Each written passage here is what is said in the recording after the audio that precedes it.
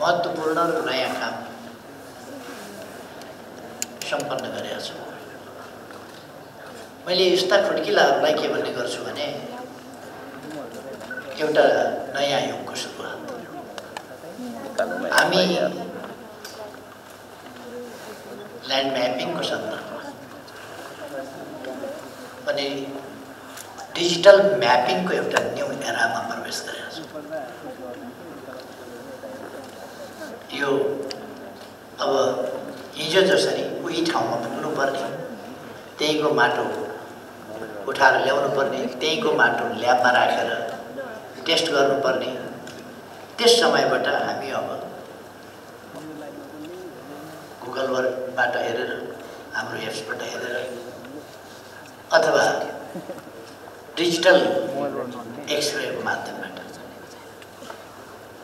हामीले त्यो एक्सरे गरिसकेका छौँ र त्यसबाट हाम्रो कुन ठाउँको माटो कस्तो छ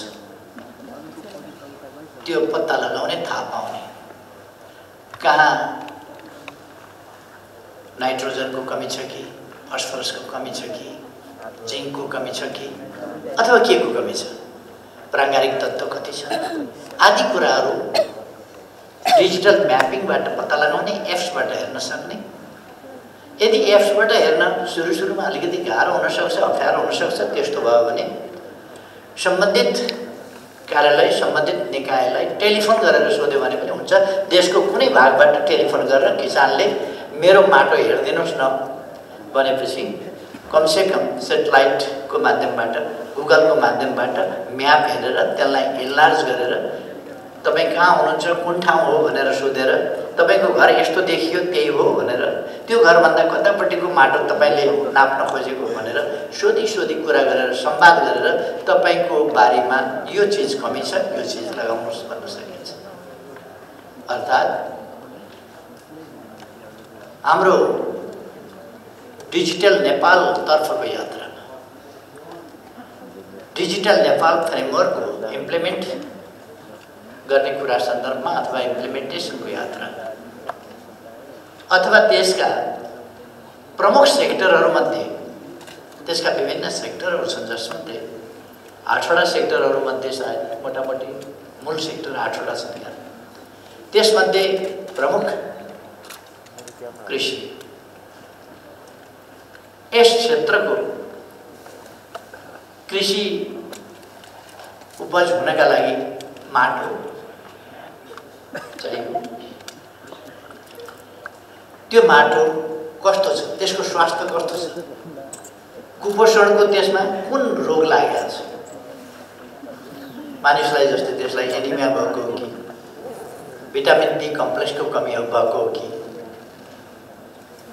अथवा भिटामिन सी को कमी भएको हो कि भने जस्तै माटोमा के रोग लागेको छ, के को कमी छ, त्यो हामी सजिलोसँग हेर्न बुझ्न सक्छौँ, पत्ता लगाउन सक्छौँ र त्यो कुरा हाम्रा खोज अध्ययन अनुसन्धानमा, हाम्रा उत्पादनहरूमा र किसानहरूले गर्ने साधारण उपजमा पनि यसको वैज्ञानिक प्रयोग, स्तरीयता र एक्युरेसीका साथ हामी यो चिज गर्न सक्ने ठाउँमा पुगेका छौँ। र म तपाईहरुलाई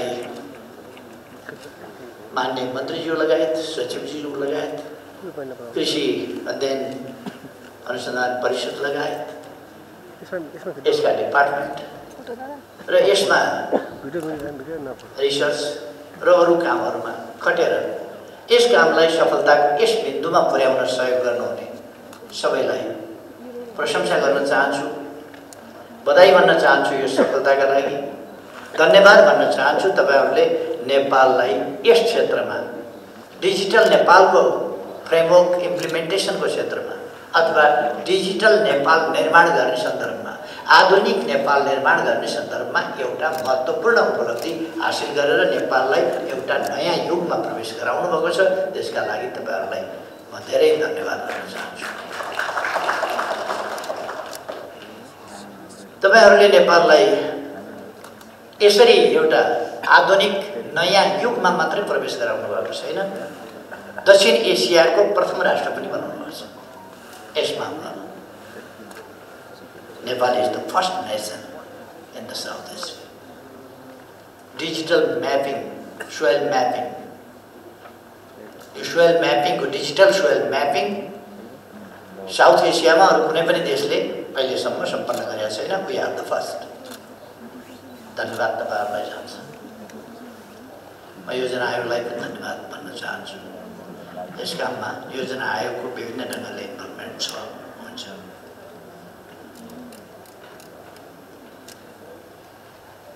यसमा USAID लाई म धन्यवाद भन्न चाहन्छु उहाँहरूको साथ सहयोगका लागि। हाम्रो USAID हाम्रो एउटा भरपर्दो डेभलपमेन्ट पार्टनर हो। यस सफलताले यस काममा उहाँहरूको कन्ट्रिब्युसनले यसलाई पुष्टि पनि गरेको छ र मैले उहाँको वक्तव्य सुने। USAID को वक्तव्य त्यसले नेपाल प्रति खुसी व्यक्त गरेको छ यो सफलताका लागि र धन्यवाद भनेको छ, प्रशंसा गरेको छ हाम्रो सफलताको। अर्थात् हामी लगातार अगाडि बढिरहेका छौँ। कृषि सम्बन्धी कार्यक्रम भएको हुनाले कृषिको सम्बन्धमा म 2-4 वटा मात्रै शब्द राख्न चाहन्छु। कृषिमा हाम्रो झन्डै 2/3 जनसङ्ख्या यसमा निर्भर छ। तर राष्ट्रिय आयमा यसको योगदानको प्रतिशत कति छ भन्दा 65% जनसङ्ख्या इन्भल्भ हुने, कन्ट्रिब्युसनको पक्ष कति हेर्यो भने 27 कति प्रतिशत छ 27 अब 27% अथवा यो प्रतिशतको तुलना मिलेन। हाम्रो पोलिसी के हो भने कृषिमा निर्भर जनसङ्ख्याको प्रतिशत घटाउने, कृषि क्षेत्रबाट मानिस पलायन भयो भनेर चिन्ता नगर्नुहोस्। हाललाई पलायन भयो भनेर चिन्ता गर्नु परेको छ किनभने कृषि मोडर्नाइज छैन, मेसिनीकरण छैन, व्यावसायिकीकरण छैन।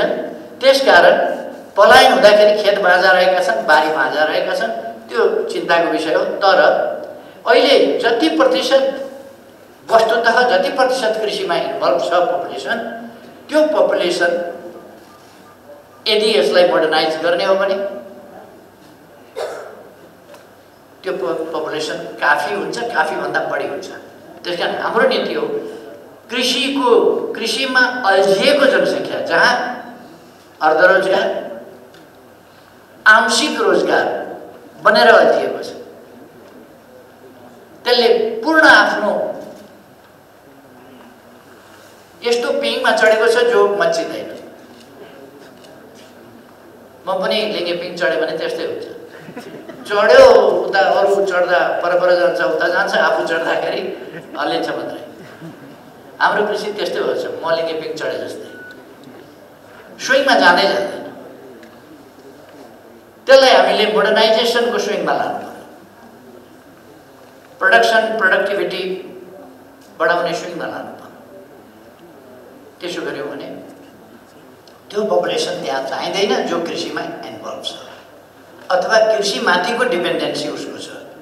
त्यो डिपेन्डेन्सी घटाउनु पर्दछ, त्यहाँ इन्भल्भमेन्ट किसानको घटाउनु पर्दछ, त्यो पपुलेसनको घटाउनु पर्दछ।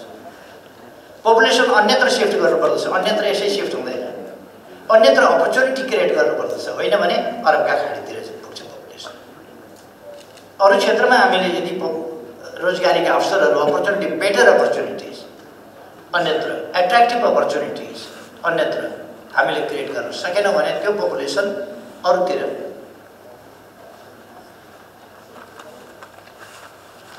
ड्रेनिङ हुन्छ, त्यो अन्ततिर बगेर जान्छ। त्यसर्थ हामीले उपयुक्त ढङ्गले त्यो पपुलेसनलाई बढी प्रोडक्टिभ र आवश्यक फिल्डमा सिफ्ट गर्ने, एग्रिकल्चरको मोडर्नाइजेसनद्वारा पपुलेसनको अत्यधिक पपुलेसनको इन्गेजमेन्टलाई घटाइदिने, अर्ध वा आंशिक बेरोजगारी अथवा झन्डै पूर्ण बेरोजगारीको स्थितिबाट पूर्ण रोजगारीको स्थिति र प्रतिफल दिने खालको स्थितिमा रहेको पपुलेसनलाई या राख्ने, त्यहाँ पपुलेसनलाई त्यसरी सदुपयोग गर्ने पपुलेसनको र उता इन्भल्भमेन्ट कृषितर्फको संलग्नतामा अल्झिएको पपुलेसन घटाइदिने तर कृषि उत्पादन बढाइदिने र राष्ट्रिय आयमा 27% होइन यसको प्रतिशत वृद्धि गर्ने, यसको योगदानको प्रतिशत वृद्धि गर्ने, योगदानको प्रतिशत वृद्धि गर्न सकिन्छ। योगदानको प्रतिशत वृद्धि नहुन पनि सक्छ। कहिले कहिले टुरिज्मको सेक्टर स्वाट्ट बढ्यो भने, सर्भिस सेक्टर स्वाट्ट बढ्यो भने, कमर्सियल वा इन्डस्ट्रियल सेक्टर वाट्ट बढ्यो भने त्यसको कन्ट्रिब्युसन आइ हुन सक्छ। अथवा आइटीका सेक्टरहरू, अरू सेक्टरहरू, आर्टिफिसियल इन्टेलिजेन्सका सेक्टरहरू, तिनीहरू वात्त बढेर ती सक्सेसफुल्ली अगाडि बढ्यो भने हाम्रो जस्तो टुरिज्मका लागि प्रचुर सम्भावना भएको देशमा टुरिज्म वात्त बढ्यो भने यसको कन्ट्रिब्युसन धेरै माथि प्रतिशतमा नजान सक्छ। किनभने यसको उत्पादन कम भएर होइन, उत्पादन र उत्पादकत्व धेरै बढेको हुन्छ, तर पनि कन्ट्रिब्युसन चाहिँ अरू क्षेत्रको कन्ट्रिब्युसनले यसलाई 5 फिटको उचाइलाई त 6 फिटको उचाइ भयो भने हुन्छ भनिदिन्छ नि त। त्यस्तै कृषि क्षेत्रको कन्ट्रिब्युसन अरू क्षेत्रले उच्च बनाएर केही छैन, तर प्रोडक्सन चाहिँ, प्रोडक्टिभिटी चाहिँ यसको बढ्नु पर्यो। हाम्रो ध्यान प्रोडक्सन र प्रोडक्टिभिटी बढाउने। जहाँसम्म मार्केटको कुरा छ, एक डोको टमाटर, एक डोको भण्डा, एक डोको चिप्ले भिन्डी फलाएर, एक डोको घिरौँला फलाएर मार्केट पाइन भन्नु बेकार छ। पर्खिराखेका छ नि यत्रो अरब कन्ट्रिजले त पर्खिराखेका छन् नि, सब्जी चाहियो, ताजा सब्जी चाहियो, अर्ग्यानिक सब्जी चाहियो, पर्खिराखेका छन्। तर तपाईँ एक डोको के बोकेर पुर्याउनुहुन्छ त्यहाँ? त्यो त पुर्याउनै सक्नुहुन्न तपाईँ। त्यसकारण यदि तपाईँले ठुलो मात्राको प्रोडक्सन, सरकारले त्यहाँ बाटो पनि पुर्याउनु पर्छ नि। अब ट्रान्सपोर्टेसनको ठुलो समस्या छैन नेपालमा। एउटा मात्रै सदरमुकाम, हुम्लाको सदरमुकाम सिमीकोट एउटा जोड्न बाँकी छ, त्यो पनि 2 किलोमिटर जति चट्टानको कुरा हो। कमिङ फिस्कल इयरसम्ममा हामी त्यसलाई जोडिसक्छौँ र सबै जिल्लाहरू पिच बाटोले जोडिने स्थिति बन्छ अथवा सडक सञ्जालसँग जोडिन्छ। हवाई सञ्जाल र सडक सञ्जाल गर्ने हो भने सबै ठाउँ जोडिएको छ, तर हवाई सञ्जालले मार्केट प्राप्त गर्न गाह्रो हुन्छ, त्यो पर्याप्त हुँदैन। त्यसकारण सडक सञ्जालले हामीले जोड्नुपर्छ जिल्लाहरूलाई, गाउँपालिकाहरूलाई। पालिकाका सदरमुकामहरू जोड्ने हामीले अभियानै चलाएका छौँ। पालिकाका सदरमुकामहरू हाइवेबाट या मूल सडकबाट पालिकाका सदरमुकामहरू जोड्ने पक्की बाटो निर्माण गर्ने आयोजना यस वर्ष अझ तीव्र गतिका साथ हामीले चलाएका छौँ र यो आर्थिक वर्षभरिमा केही मात्रै पालिका सदरमुकामहरू पिच बाटोबाट जोडिन बाँकी रहन्छन्, अरू जोडिसक्छौँ। हामी हिँड्दै जाउँ जहाँ पुगिएला भनेर सरकार चलाइरहेका छैन। हामी गन्तव्य तोक्छौँ, यहाँ पुग्ने, त्यहाँ कुन बाटोबाट कसरी जाने त्यो बाटो र विभिन्न लक्ष्यहरू तोक्छौँ। विभिन्न लक्ष्यहरू, कुन कुन क्षेत्रका के लक्ष्यहरू राख्नुपर्छ। कृषि क्षेत्रको मोडर्नाइजेसन, कृषि क्षेत्रको उत्पादकत्व वृद्धिको, कृषि क्षेत्रमा आत्मनिर्भरताको, कृषि आधारित उद्योग व्यवसाय आदि इत्यादि। यहाँ कृषि भन्दाखेरि मान्छेले सानो अर्थमा मात्र बुझ्छ प्रायः। धान चामलको बुझ्छ, यसो धानको, गहुँको, आलुको, सब्जी तरकारीको, माछा पालन, गौ पालन आदिको। त्यो मात्रै होइन, कृषि भनेको त सिल्क उत्पादन पनि हो, कृषि भनेको उन उत्पादन पनि हो, कृषि भनेको कपास उत्पादन पनि हो, कृषि भनेको कपास हो, धागो हो, कपडा हो, लुगा हो। कृषि नै हो त्यो पनि। कृषिबाटै अनि ती उद्योगहरू सुरु हुन्छ। त्यसकारण हामीले त्यस्ता औद्योगिक उत्पादन, त्यो पछि गएर चाहिँ उद्योगसँग सम्बन्धित हुन्छ, अरू कुराहरूसँग सम्बन्धित हुन्छ। गार्मेन्ट एउटा इन्डस्ट्रीको रूपमा हुन्छ, तर त्यो गार्मेन्टको सुरु कहाँबाट हुन्छ भन्दा एग्रिकल्चरबाट हुन्छ। त्यसकारण एग्रिकल्चर टु इन्डस्ट्री। हामीले त्यस बाटोबाट हरेक क्षेत्र, जुत्ता एग्रिकल्चरबाट सुरु हुन्छ, पेटी एग्रिकल्चरबाट सुरु हुन्छ, कपडा एग्रिकल्चरबाट, ऊन, गलैँचा, कार्पेट, पश्मिना, यी सबै, ड्राई फ्रुट्स, जुसेस, विभिन्न प्रकारका जुस कृषिबाट सुरु हुन्छ। अनि विभिन्न प्रकारका कृषिसँग सम्बन्धित फ्याक्ट्रीहरू, कृषिसँग सम्बन्धित फ्याक्ट्रीहरू, अरू फ्याक्ट्रीहरू हामी लगाउँदै जान सक्छौँ। कृषि उपजलाई प्रशोधन गर्ने फ्याक्ट्रीहरू लगाउन सक्छौँ। फलफुल प्रशोधन कहाँ लगाउन सक्छौँ। अघि अलिकति कुरा आएको थियो, कृषिमा हामी यथार्थमा खाद्यान्नमा, खाद्य बालीमा, खाद्य वस्तु, खाद्य पदार्थमा यथार्थमा हामी आत्मनिर्भर छौँ, भइसकेका छौँ यथार्थमा। तर हामीलाई लामा सिधा भएको चामल चाहिन्छ। लामा सिधा भएका चामल यसो पाहुना पासा आउँदा पनि देखाउँदाखेरि अलिकति हरिया टमाटर पनि हालेर, अलिकति जिरा पनि हालेर लामा सिधा भएको पातलो चामल भयो भने अलिकति सान बढे जस्तो लाग्ने, त्यो भात होइन अलिकति भुसामा परिणत भए जस्तो लाग्ने, खाने होइन जिउनार गरे जस्तो लाग्ने, पानी मिलिरहेछ। त्यो सानो मसिनो लामो चामल भनेको रियल चामलै होइन, त्यही मोटो चामललाई एउटा प्रविधिबाट पेलेर लामो बनाइदिन्छ अनि हामी गजब मसिनो चामल किनेर खान्छौँ। धोका हो सबै। पुरानो थोत्रो चामल जुन आउँछ नि विभिन्न ब्रान्ड, सबै धोका हो। थोत्रो पुरानो चामल। शास्त्रमा के भन्छ? पहिलो वर्षको अन्न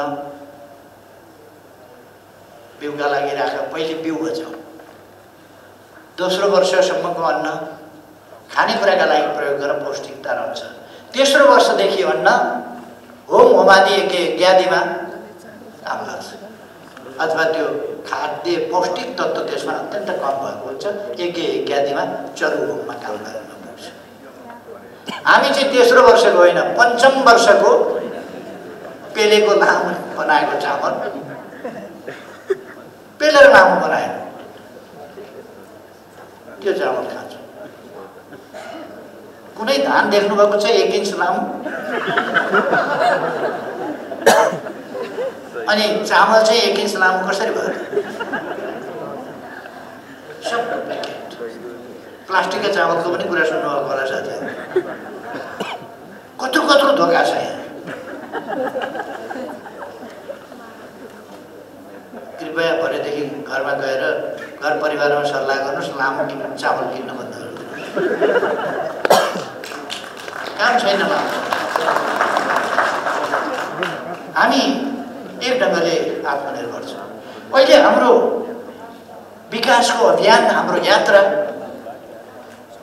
यो खालि एउटा कुराको रूपमा मात्रै होइन, एउटा एक्सप्रेसनको रूपमा मात्रै होइन, एउटा डिटर्मिनेसनको रूपमा मात्रै पनि होइन। यो मेट्रोलाइज कसरी गर्न सक्छौँ, हामी यसलाई कसरी प्राप्त गर्न सक्छौँ, त्यसमा लागेको छ। त्यसै कारण भर्खरै हामीले सुन्यौँ यहाँ, अहिलेको सरकार बन्नभन्दा अगाडि 10औं वर्षसम्म 3% का दरले कृषि उपज उत्पादन, त्यसको उत्पादकत्व वृद्धि कति थियो त? उत्पादन वृद्धि कतिका दरले हुन्थ्यो भन्दा 3% का दरले हुन्थ्यो। 10औं वर्ष भइसक्यो 3% का दरले। अहिले 11.2% का दरले समग्र कृषि उपज को वृद्धि भएको छ, खाद्यान्नमा वृद्धि भएको छ। माछा मासुमा 20% वृद्धि भएको छ, दुग्ध पदार्थमा 19% वृद्धि भएको छ, तरकारी 9% वृद्धि भएको छ तरकारीमा। यो वृद्धि दर 20%ले हामी माछा मासुमा जुन वृद्धि गरिराखेका छौँ, यसबाट 5 वर्षभन्दा हामी 100% अथवा भनेको डबल वृद्धि गर्ने भयो।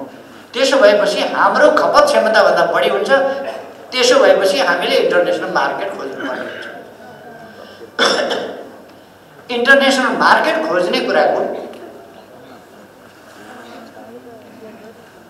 खालि 2-3वटा मात्रै तत्त्व छ, त्यसभित्र रहस्य छ। एउटा गुणस्तरीय वस्तु उत्पादन। आजको प्रतिस्पर्धी दुनियाँमा 3टा चिजको कम्पिटिसन हुन्छ। गुणस्तरको,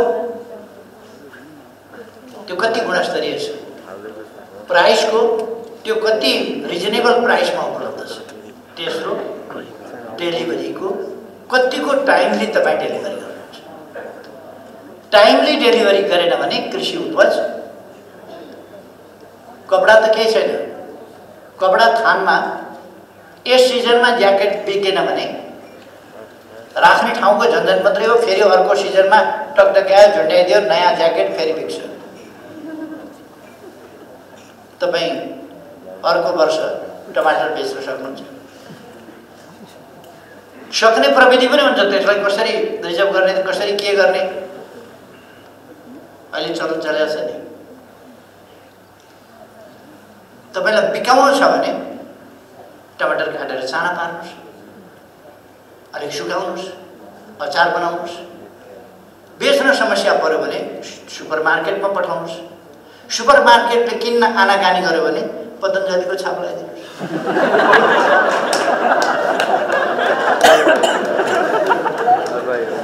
सजिलो छ। मान्छे रियालिटी भन्दा फेसनमा जान खोज्छ। यो कुरा हामीले रोक्नुपर्छ। हामी फेसनका पछि होइन, हामी हल्लाका पछि होइन, हामी रियालिटी, त्यो रियालिटीमा जानुपर्छ। अहिले ड्रिङ्क्स, इनर्जी ड्रिङ्क्स, अरू ड्रिङ्क्स, विभिन्न ड्रिङ्क्सहरू सजिलो हुँदो रहेछ। अरू देशमा बेच्यो, डेट एक्सपायर भएपछि लेबल उकाइदियो, अर्को डेट टाँस्यो, नेपाल पठाइदियो। यसो टाइप गर्ने न, डेट एक्सपायर भयो, त्यो लेबल हटाइदिनुहोस्, अर्को ट्याक्क टाँसिदिनुहोस्, नेपाल पठाइदिनुहोस्। अनि हामी चाहिँ ठाडो घाँटी लाएर पानी खान छोडेर स्वास्थ्य नाश गर्ने त्यस्ता चिजहरू खान्छौँ। पानी बिग्रिहाल्छ। हामीले पानी सफा गर्नु। अब एउटा कमसेकम हामीले आदत गरौँ। केही छैन भने भाडामा बस्नुभएको छ भने पनि तपाईँ कोठाका छेउमा पेटीमा एउटा सानो गमला त राख्न सक्नुहुन्छ भन्छ। केही पाइँदैन भने कमसेकम तपाईँ खुर्सानी लगाउनुहोस् त्यहाँ। आफ्नै गमलामा त्यो फलेको खुर्सानी छिपिएपछि टिपेर अलिकति टुप्पो टोक्नुहोस् त कस्तो आनन्द आउँछ। टमाटर लगाउनुहोस् त, त्यसको आफ्नै गमलामा फलेको टमाटरको अचार बनाएर खानुहोस् त कति आनन्द आउँछ।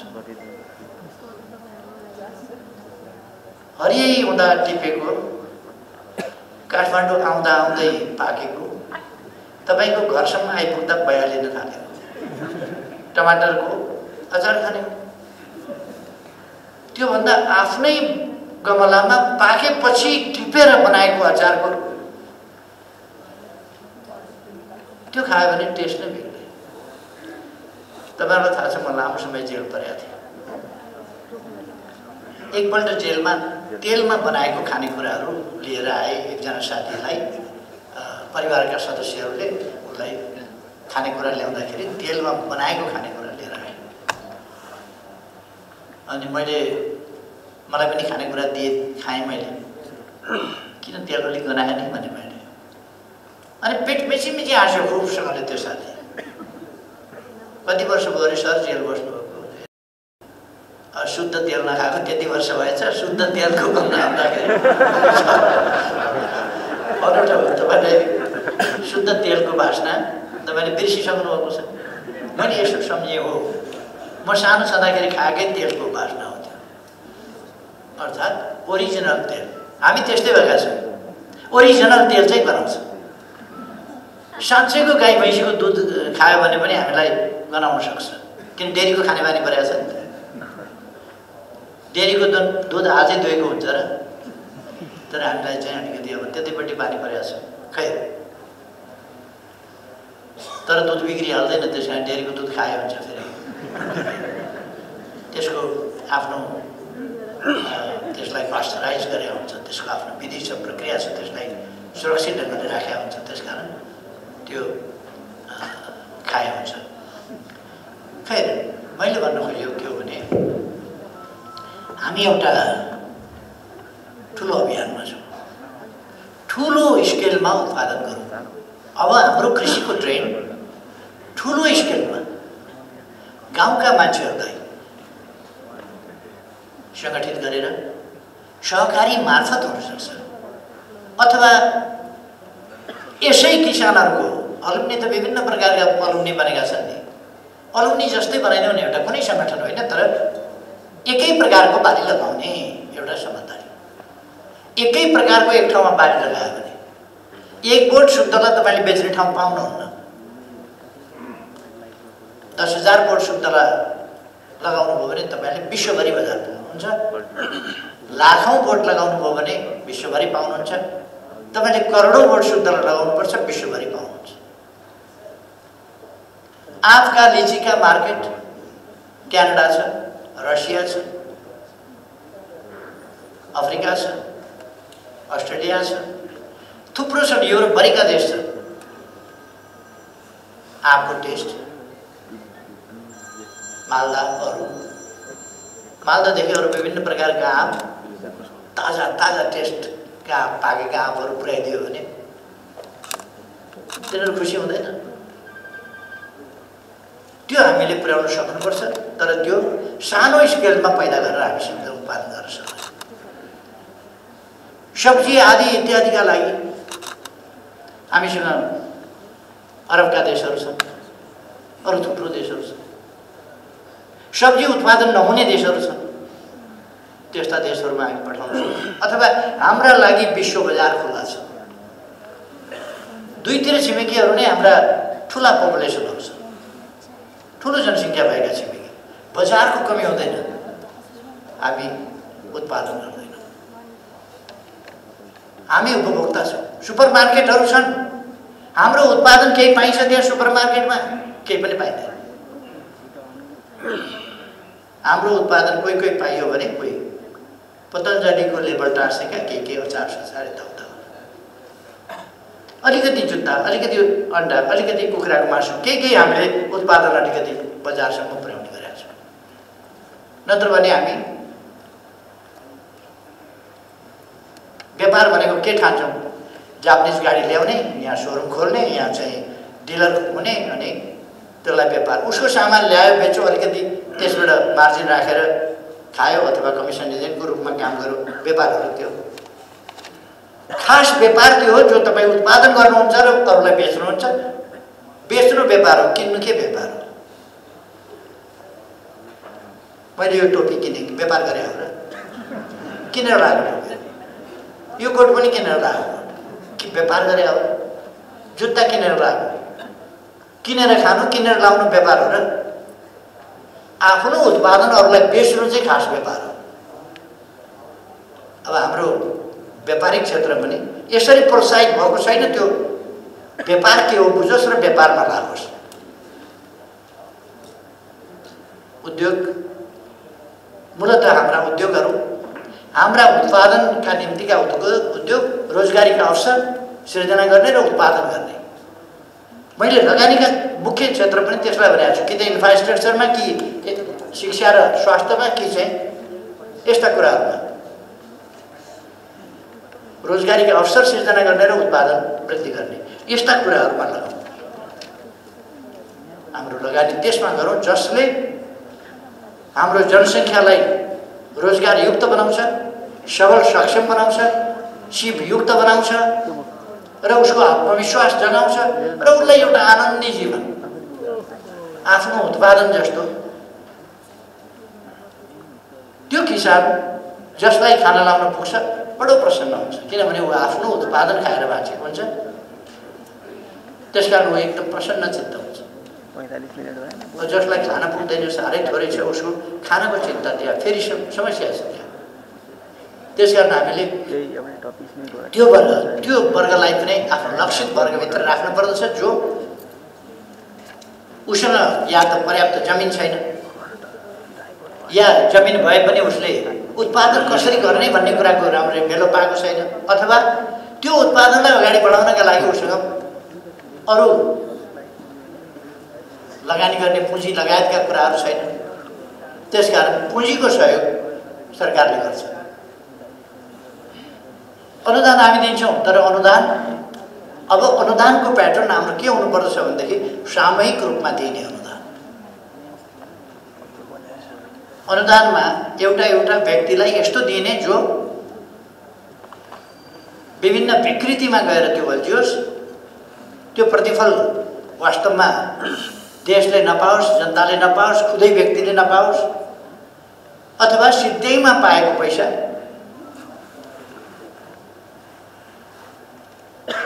त्यस्तो नहोस्। त्यसका लागि हामी अनुदान दिन पर्यो भने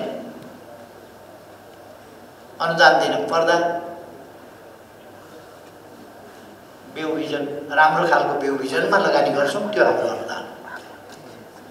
राम्रो बिउ बिजन उत्पादनमा हामी लगानी गर्छौँ, त्यो राम्रो उत्पादन हो। सुपथ मूल्यमा सहज ढङ्गले किन्ने परिस्थिति निर्माण गर्छौँ किसानलाई। सिधै दियो भने त्यो सदुपयोग हुन्छ कि हुँदैन? तपाईले धानको बिउ सिधै दिनुस्, त्यो चारपाती बिउ चाहिन्छ भने उसले एक मुरी लान्छ, सुँगुरको चारा बनाउँछ, चारा सुँगुरको चारा, अथवा जाँड बनाउँछ, अथवा केही गर्छ। सिधै पाएको हुनाले त्यसको सदुपयोग हुने कुरा किनेको छ भनेपछि सदुपयोग हुन्छ। त्यसकारण हामीले त्यो त रिटर्न दिने ठाउँ हो नि, त्यसकारण किन्न लगाउनु नराम्रो कुरा होइन। खोज अध्ययन अनुसन्धान लगायत राम्रो बिउ बिजन उत्पादन र उपलब्ध गराउने काम हामीले स्याप्लिङ बिरुवा नर्सरी लगाउने, राम्रा जातका बिरुवा लगाउने र त्यसलाई बढाउने काम त्यो उपलब्ध गराउने काम हामी गर्छौँ। तर किनेर लगेन बिरुवा भने हिफाजत गर्दैन। त्यसकारण मूल्य ठिकै सस्तो गर्नु। अनुदान दिन छ भने मूल्य घटाउने कुरामा अनुदान भनेको मूल्य घटाउने, घटोत्तरी। तपाईले फ्रीमा दिनुभयो भने त्यो बाख्राले खान्छ, त्यो तपाईले दिएको भोट फरकै पर्दैन, किन त्यसको हिफाजतै हुँदैन, त्यसमा बारबेरै हुँदैन। बाख्रा त्यति विद्वान हुँदैन, कुन चाहिँ खाइदिनु हुन्छ कुन चाहिँ खाइदिनु हुँदैन त्यो थाहा पाउँदैन, पिरिक्क टुप्पणी गरिदिन्छ। त्यसकारण हामीले अनुदान सही ठाउँमा अनुदानको प्रयोग गर्नुपर्छ। सरकारले लगानी गर्नुपर्छ, तर सही ठाउँमा लगानी गर्नुपर्छ र प्रतिफल प्राप्त हुने गरी त्यसको सदुपयोग हुने गरी लगानी गर्नुपर्छ। हामीले सदुपयोगको सिद्धान्त भनेका छौँ जमिनको सदुपयोग। हाम्रो जमिन थुप्रो थिएर गएको छ, बाँझै बसेको छ, खाली भएको छ, दुरुपयोग भएको छ, अथवा यत्तिकै बसेको छ। अरू देशमा बाटाका छेउ हुने बित्तिकै व्यवस्थित ढङ्गले फुल बगैँचा लगाउँछ।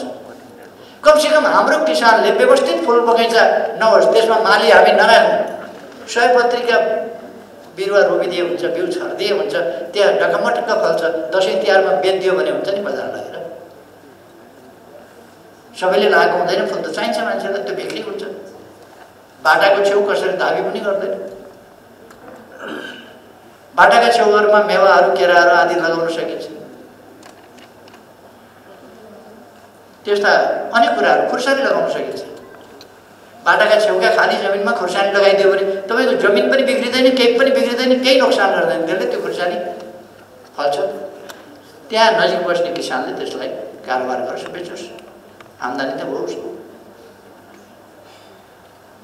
उसले छोराछोरीलाई केही राम्रै गरिदिन सक्छ, केही जुत्ता किनिदिन सक्छ, केही गर्न सक्छ, अथवा सानोतिनो काम गर्न सक्छ, केही त गर्न सक्छ। त्यसर्थ हामीले उत्पादनमुखी प्रवृत्ति, त्यो प्रवृत्ति विकास गर्नु जरुरी छ। पोलिटिकल पार्टीहरूलाई म आग्रह गर्न चाहन्छु, यो सरकारी कर्मचारीहरूको मात्रै काम होइन, पोलिटिकल पार्टीहरू, किसान सङ्गठनहरू छन्।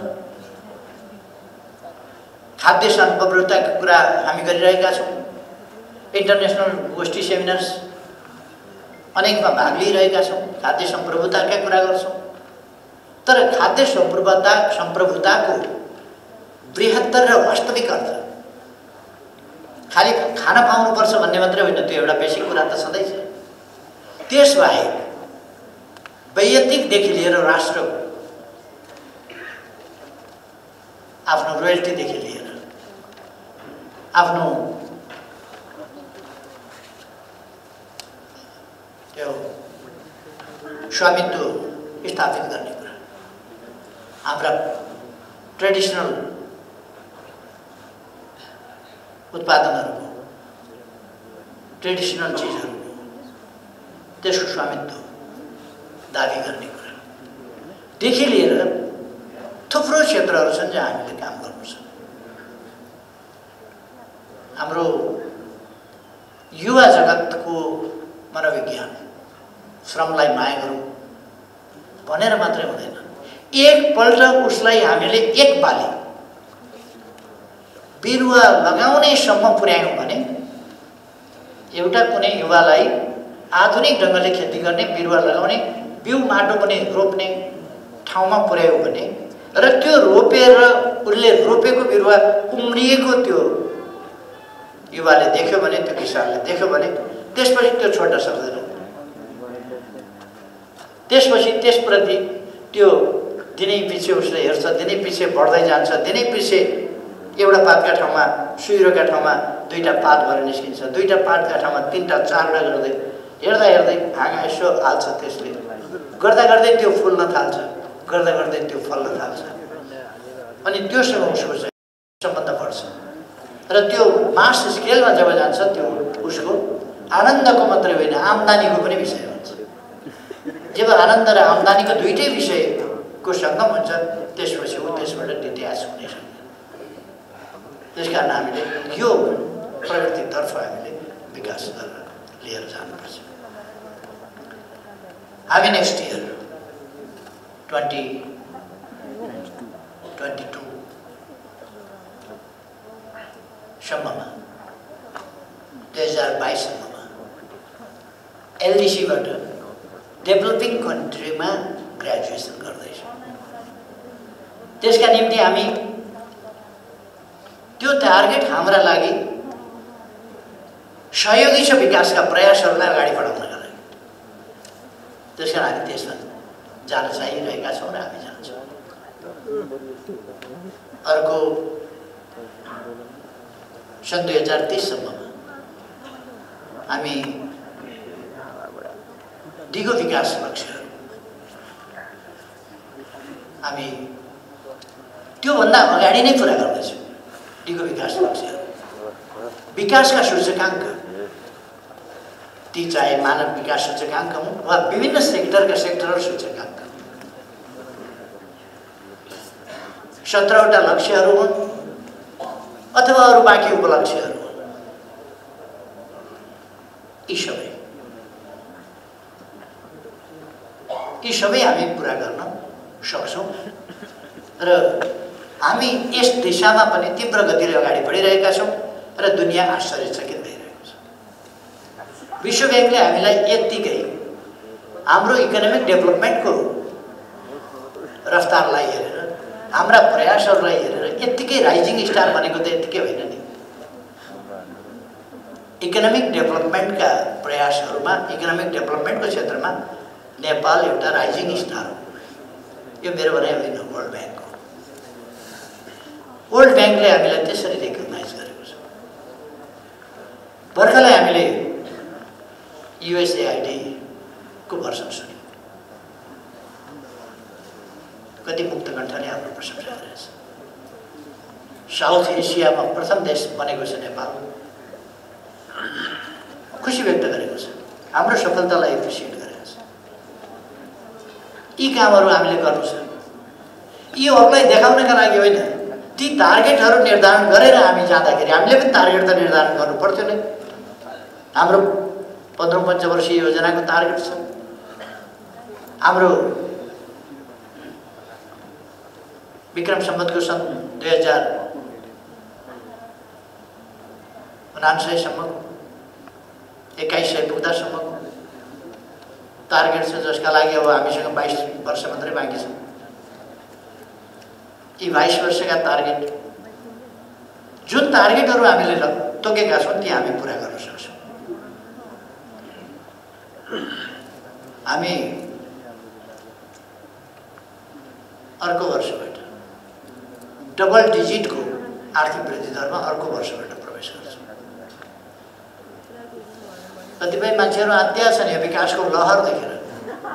बाटाहरू त्यस्तै छ, पुलहरू बनिराखेका छन्, अरू कामहरू त्यस्तै भइरहेका छ, कृषिमा आधुनिकीकरण, हवाई जहाजबाट नक्सा खिचेर अब त मन्त्रालयले नागले एप्स खोलेर यहीँबाट भनिदिने भयो किसानलाई, ए तिम्रो जमिनमा यो मल हाल भनेर, तपाईँको छेउमा त्यहाँ ऊ छैन भनेर, तपाईँको जेठी अथवा त्यहाँको कृषि सहयोगीले भन्ने भयो। हामी हरेक जिल्ला हरेक उसमा चाहिँ प्राविधिक शिक्षालय पुर्याउँदैछौँ। ती प्राविधिक शिक्षालयहरू मार्फत हुँदैछ। त्यहाँका जान्ने सुन्नेहरूलाई लगाएर हामी त्यहाँ यो मल यसरी हाल भनेर यहीँबाट भनिदिन सक्छौँ। यो कुराको कमी छ यस माटोमा। के बाली लगाउन खोजेको त्यो संसार हामी भनिदिन सक्छौँ। तिम्रो यो बाली लगाउनका लागि यस प्रकारको मल आवश्यक छ, त्यो यहीँबाट भन्न सक्छौँ। यी सबै कुराहरू हामी हरेक स्टेपमा एउटा नयाँ युगमा, हरेक क्षेत्रमा नयाँ युगमा प्रवेश गर्दैछौँ। अस्ति 9 गते मात्रै मैले थानकोट 9 विषय सुरुङ मार्गको प्रारम्भ कसरी भएको छ, कसरी अगाडि बढेको छ हेरेँ। यतापट्टिबाट 27 मिटर विकास भएको छ खनेर, उतापट्टिबाट 90 मिटर खनिसकेका छ। अहिले दिनको 1 मिटर जस्तो मात्रै अगाडि बढिरहेको छ। अलिकति समय लाग्छ त्यसका लागि। जब यो माटोको भाग सकिएर चट्टानको भागमा पुग्छौँ हामी 100 मिटर पछि, अब लगभग 70-72 मिटर, 70-68 मिटर, यति पछि हामी चट्टानी भागमा प्रवेश गर्छौँ। त्यसपछि हामी दिनको 3 मिटरका दरले अगाडि बढ्छौँ दुवै साइडबाट, अर्थात् दिनको 6 मिटरका दरले हामी खन्छौँ। 200 केही चाहन्छन् मिटर होला, अलि बढी होला, त्यति दिन 6 मिटरका हिसाबले, अथवा 1.5-2 वर्षभित्र हाम्रो टनेल यहीँबाट तयार हुन्छ। मैले टनेल एरामा हामी प्रवेश गऱ्यौँ भने, गर्छौँ भन्दाखेरि केही मान्छेहरू हाँसे, टनेल एरामा प्रवेश गर्ने। अब नेपालका बाटा डाँडा डाँडा घुमेर, खोलाका तिर कुदेर घुमेर, अहिले पहिरो गएको छ भत्किया छ, भरे पहिरो गएको छ भत्किया छ, मान्छे बिमारी छ भेट्न कुदेको छ, बिचा पहिरो आएर छेक्यो, बिमारी लिएर जाँदैछ एम्बुलेन्स, बिचा पहिरोले आएर छेक्यो। अब त्यस्ता पहिरो जाने पहाडका भित्रभित्रबाट टनेल लिएर हामी बाटा सिधा बनाउँछौँ। मान्छेहरू हाँसे, गर्ने बानी हिम्मत भए पो हाँस्दैन, गर्ने बानी नै छैन, यहाँ देखेकै छैन त किन हाँस्ने। अब हामीले सुरु गरेका छौँ। टोखा छ अरे सुरु, बेत्रावती स्याप्रवेशी सुरु, यस्तो थुप्रै सुरु बाटाहरू चौडा गर्दैछौँ। हामी नयाँ बाटाहरू बनाउँदैछौँ। अब सिंगल लेनको बाटो हुँदैन नेपालमा, डबल लेनका बाटो बनाउँछौँ। पूर्व पश्चिम मात्रै 4वटा हाइवे छ, ती तीव्र गतिमा बन्दैछन्। हुलाकी राजमार्ग, पूर्व पश्चिम राजमार्ग, मदन भण्डारी राजमार्ग, मध्य पहाडी राजमार्ग। यी राजमार्गहरू मध्य पहाडदेखि जाँदैछ। पूर्व पश्चिम रेल हामी अगाडि बढाउँदैछौँ। पानी जहाजको अध्ययन भइराखेको छ, काम भइराखेको छ। अहिले नै युवाहरू उत्साहित भएर स्टिमर चलाउन थालिसके कोशी र गण्डकीमा। अहिले मान्छे मनोरञ्जनका लागि र आवागमनका लागि गण्डकीमा मनोरञ्जनका लागि मात्रै स्टिमर चल्छ, तर कोशीमा 11 मिनटमा सुनसरीबाट भोजपुर पुर्याउँछ। 11 घन्टा लाग्थ्यो। 11 घन्टा लाग्ने ठाउँमा आधाभन्दा कम मूल्यमा 11 मिनटमा भोजपुर पुर्याउँछ। नदीमाथि सलल्ल बगेको आनन्द, त्यो इन्जोयमेन्ट पनि लिन पाइयो। वीरबाट खर्सियाला मान्छे हो ड्राइभर, कहिले यसो उतातिर आँखा गयो भने पुग्नु गयो। त्यो खतरा पनि भएन। यी त युवाहरूले गर्दैछन् त आफ्नै लगानीमा, आफ्नै खर्चमा। पानी जहाजको कुरा चल्यो, कतिले बाल्टीमा पानी हालेर कागजका डुङ्गा बनाएर तैराएर पनि मजाक उडायो।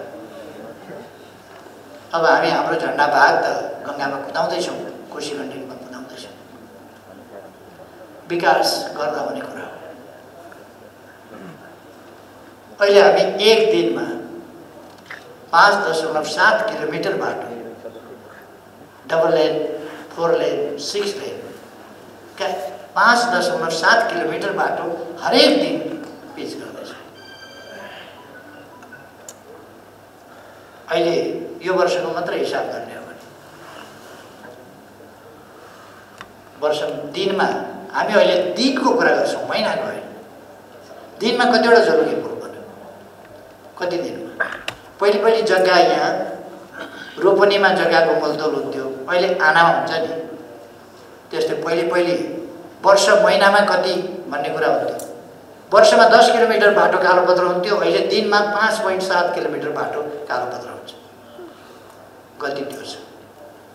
वार्षिक उत्पादन वृद्धिको अघि भर्खर हामीले कुरा गऱ्यौँ। माछा मासुमा 20% वृद्धि, दुग्ध उत्पादनमा 19% वृद्धि, सब्जी उत्पादनमा 9% वृद्धि।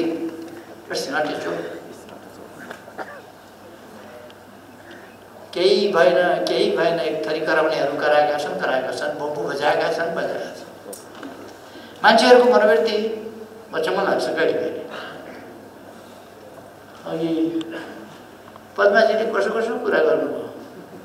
हुन त ठिकै हो, सधैँ मान्छे कोही पनि मन्त्री पदमा रहँदैन। रहन्जेल बाँचिन्जेल राम्रो काम गर्ने हो, पदमा रहन्जेल राम्रो काम गर्ने हो। तपाईँहरूले पनि भन्ने उपाध्यक्षमा रहन्जेल राम्रो काम गर्छु, सचिवमा रहन्जेल राम्रो काम गर्छु, डाइरेक्टर रहन्जेल राम्रो काम गर्छु, मैले पनि प्रधानमन्त्रीमा रहन्जेल राम्रो काम गर्छु। तर हिजोको अदालतको फैसलाले प्रभाव त पारे होइन। त्यो सामान्य कुरा हो। त्यसमा केही मेरा केही भाइहरूले लड्डु खुवाइ गरे, लड्डु खाएछ खुसी भएर। जित्यौँ हामीले भने के जित्यो मलाई थाहा छैन। के पाउँछन् अब हेर्नुहोस्, त्यो लड्डु खाएर मुह मिठा गर्ने भन्छ नि, के पाउँछन् त्यो चाहिँ मैले हेर्नु छ, के पाउँछ। मेरो विचारमा भोलि पर्सिदेखि फेरि राजीनामा माग्नुहुन्छ कि जस्तो लाग्छ। राजीनामा देऊ। खै यतापट्टि चिन्ता गर्नु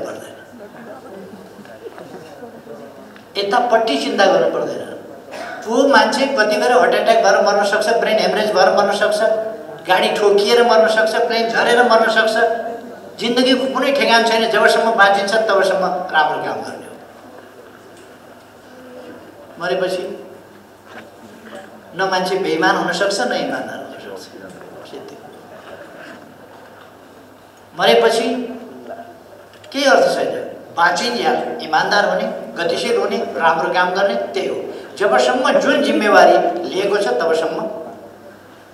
अहिलेसम्मको मेरो कुराबाट तपाईँहरूले केही फरक पाउनुभयो र मेरो देश विकासको आकांक्षामा, देश विकासको सङ्कल्पमा केही फरक पाउनुभयो? फरक हुनुपर्ने आवश्यकता छैन।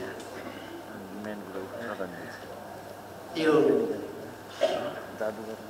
स्वार्थबाट लपेटिएका मान्छेहरूमा यस्ता कुराहरूले धेरै असर गर्छ।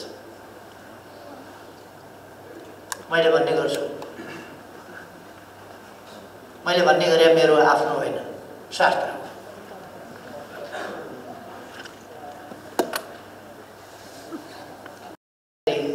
राम्रो नराम्रो सजिलो अप्ठ्यारो जस्तोसुकै परिस्थितिमा पनि भन्ने कुरालाई चाहिँ एउटा अर्को भाषामा शास्त्रले वर्णित गरेको छ। सम्पत्तौ च विपत्तौ च महताम्यक रूपत। अप्ठ्यारो परिस्थिति होस्, सुख होस्, दुःख होस्, सम्पत्ति होस् नहोस्, तर पनि एक समान रहनुपर्छ। जस्तो कि उदय सविता रक्त रक्तश्राष्टौ भएतथा।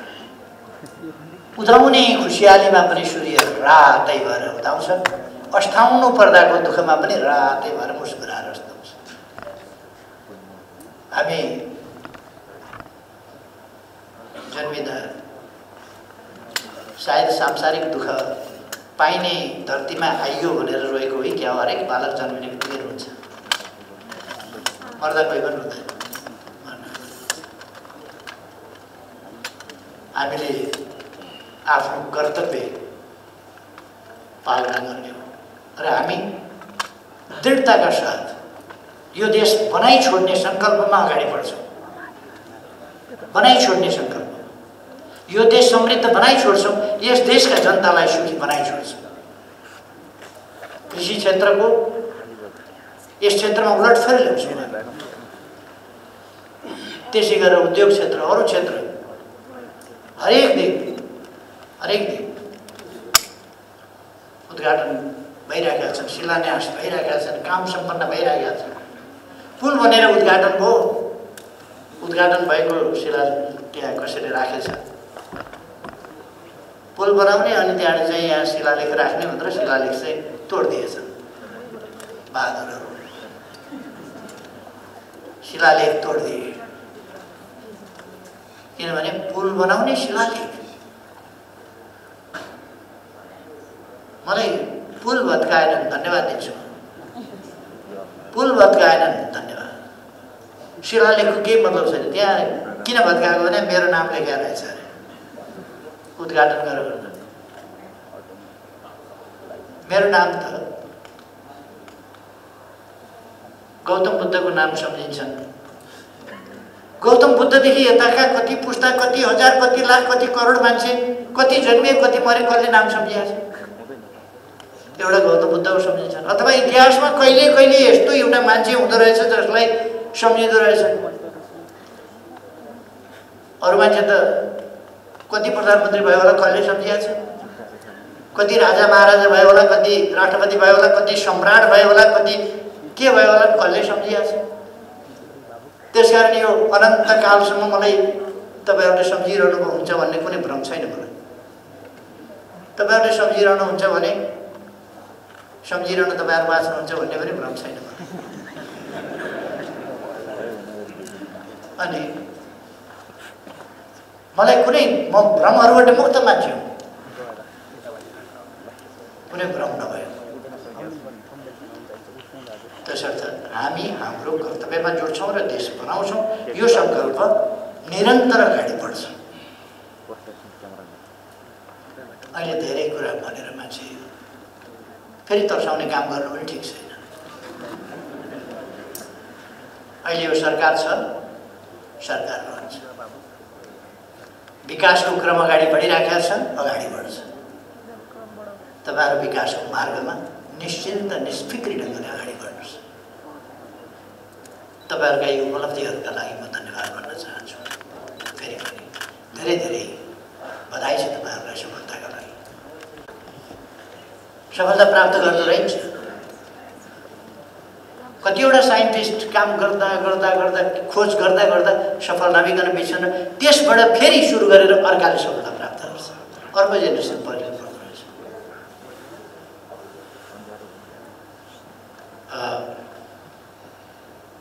कहिले कहिले एउटा एसिडको टेस्ट कस्तो छ भनेर